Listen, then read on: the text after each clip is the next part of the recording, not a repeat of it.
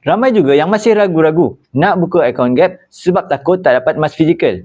Majoriti daripada kita mungkin tak mampu beli gold bar 10 gram yang harganya sekitar RM5,900 atau 1 dinar yang harganya sekitar RM2,500 secara sekaligus.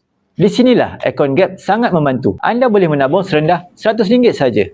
Dan yang paling best, tiada komitmen bulanan. Boleh menabung ikut kemampuan dan bajet masing-masing. Nak simpan setiap bulan boleh, nak simpan bila ada lebihan pun boleh. Semuanya fleksibel dan ikut bajet anda.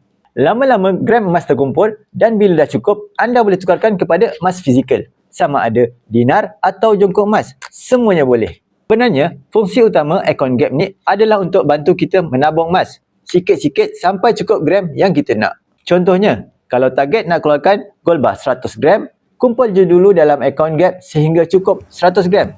Dah cukup, terus boleh tebus fizikal. Akaun Gap ni disokong 100% oleh emas fizikal. Jadi, anda boleh simpan dengan yakin dan tanpa rasa ragu-ragu. Bagi mereka yang ingin memulakan simpanan emas public gold, anda boleh klik link profile, daftar akaun secara percuma dan saya akan bimbing anda sebaiknya.